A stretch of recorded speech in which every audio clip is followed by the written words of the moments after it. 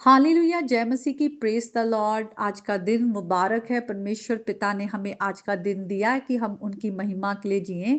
और हम परमेश्वर पिता के शुक्रगुजार हैं कि प्रभु यीशु मसीह में हमें कितनी सारी स्वर्गीय आशीषें मिली हैं। खुदा का आत्मा हमारे साथ है और खुदा ने हमें अनंत जीवन दिया है। खुदा हमेशा हमारे साथ है, वो हमें कभी ना छोड़ेंगे ना त्यागेंगे।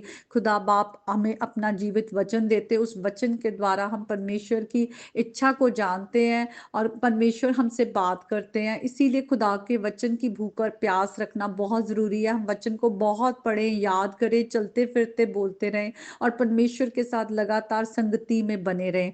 तो आइए आज के वचन में जाएंगे जो कि प्रेरितों के काम उसके 8 चैप्टर से है।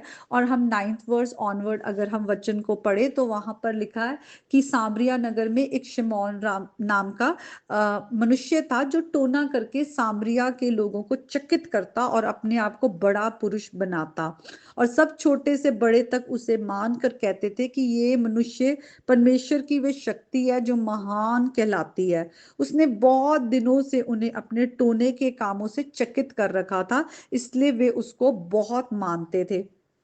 तो यहाँ पर जो शिमौन है वो जादू टोने की शक्तियां, जो कि खुदा का वचन हमें कहता है कि हमें उन सब बातों की तरफ नहीं जाना, उन सब बातों पर विश्वास नहीं करना। पर यहाँ सामरिया के लोग जो थे वो इन सब बातों से बहुत ही प्रभावित हो रहे थे और वो उसको समझते थे कि ये शायद परमेश्वर की ओर से है, ये जो पावर इसके पास जो सामर्थ है। और इसीलिए वो उसकी तरफ अट्रैक्ट होते थे और उसको भी अपने आप को वो बहुत सेल्फ ग्लोरिफिकेशन में था। उसको भी लगता था कि मैं कोई बड़ा पुरुष हूँ, वो अपने आप को वैसा ही दिखाता था और लोग चकित रहते थे।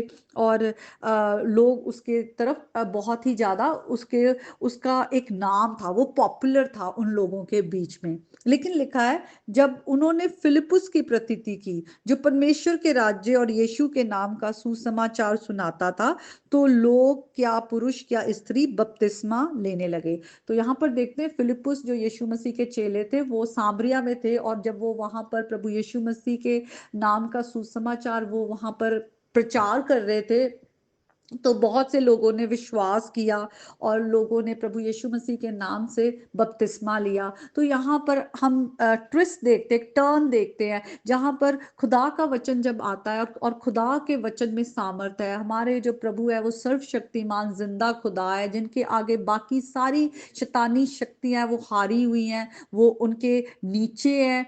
और हम देखते हैं जैसे ही प्रभु का वचन सामर्थ के साथ उतरता है तो किस तरह से जो अंधकार है वो रोशनी से अलग हो जाता है, जो झूठ है वो सत्य से अलग हो जाता है। तो सत्य आजाद करता है और यहाँ पे वही होता है, लोग सत्य से आजाद हो जाते हैं। वही लोग जो अभी तक शिमौन से बहुत ज्यादा आकर्षित थे और उसको समझते थे कि इसके पास कुछ परमेश्वर की पावर है, अब वो फिलिपुस जब सुसमाचार का प्रचार करते तो वो परमेश्वर की शक्ति को जान पाते हैं, सत्य को जान पाते, आजाद होते हैं। खुदा का वचन उन्हें आजाद करता है। तो सच में ये कितनी बहुत ही अमेजिंग बात है कि किस तरह से परमेश्वर का वचन आज हमें चाहिए जब हम एक संसार में रह रहे हैं जो झूठ से भरा हुआ है, डिसेप्शन है, शैतान ने लोगों को डार्कनेस में रखा हुआ है। तो आज गॉस्पेल की कितनी जरूरत है कि खुदा का सुसमाचार लोगों तक पहुंचे। हम आगे देखते हैं, शिमौन ने लिखा है आप भी प्रतीति की और बपतिस्मा लेकर फिलिपुस के साथ रहने लगा और चिन्ह और बड़े बड़े सामर्थ के काम होते देखकर चकित होता था।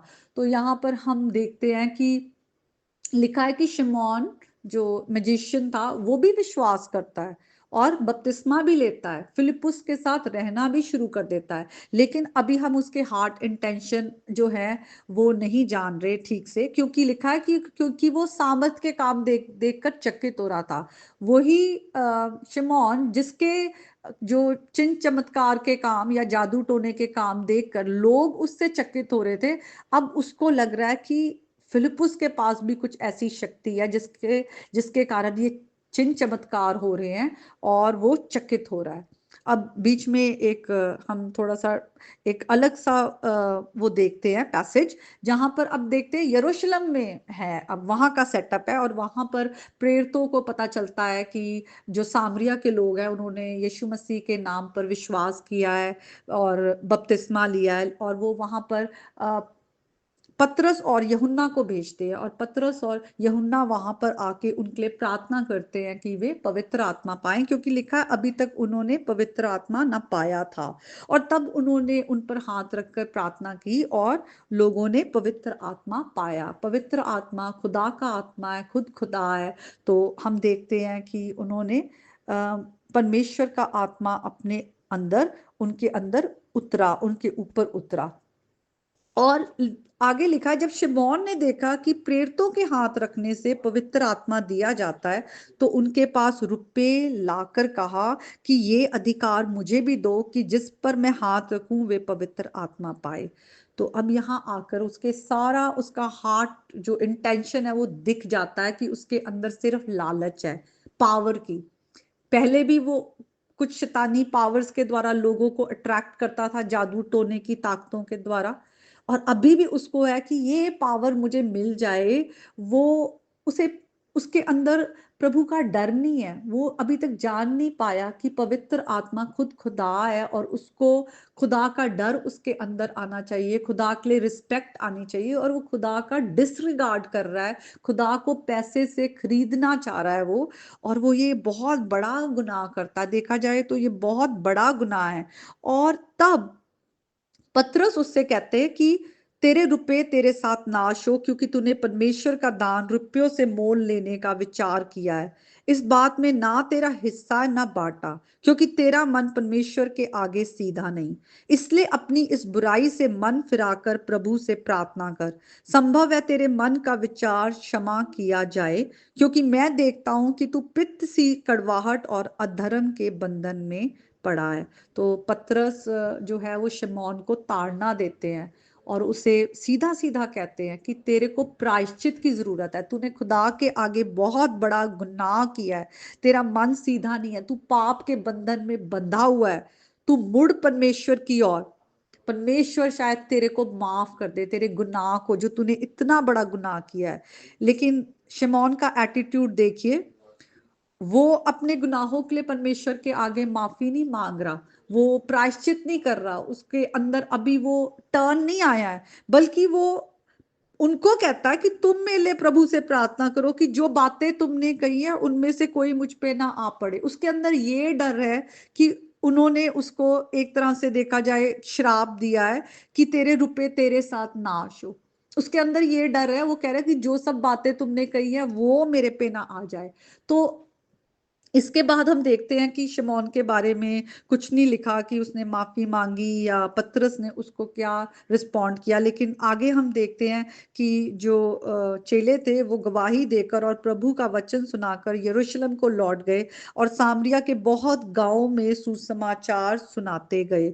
तो हम देखते हैं खुदा का वचन किस तरह से फैलता जा रहा है। जैसे यीशु मसीह ने अपने चेलों को कहा था कि तुम मेरे विटनेस बनकर यरूशलेम, यहूदिया और सामरिया और पूरे संसार में वचन का प्रचार करते जाओगे। तो हम देखते हैं खुदा का वचन बहुत पावरफुली बढ़ रहा है और जहां जहां प्रभु का वचन बढ़ता है सामर्थ्य के साथ, जो लोग विश्वास करते हैं वो उद्धार पाते हैं। विश्वास करना है कि सच्चा जिंदा खुदा है वो, और उसने अपने पुत्र को हमारे लिए कुर्बान किया, वो हमारे लिए मारे गए।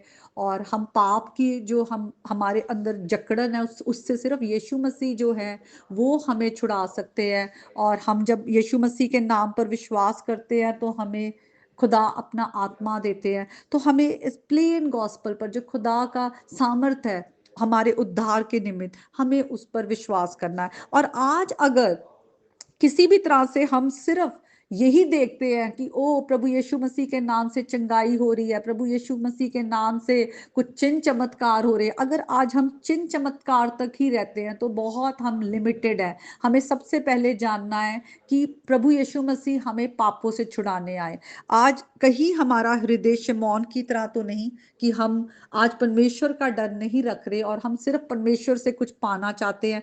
आज हम भी अपने हृदय को जांचें, और अगर हमारे अंदर कोई गुनाह है, अब अगर खुदा का आत्मा हमें दिखाता है, हम प्रार्थना करें तो आज हम परमेश्वर से अपने गुनाहों की माफी मांगे और हम पवित्र आत्मा को शोकित ना करें और हम परमेश्वर की तरफ मुड़े और संसार की चीजों को नहीं, परमेश्वर को मांगे और परमेश्वर को हम ऑनर करें। खुदा के वचन के द्वारा आप आशीष पाएं।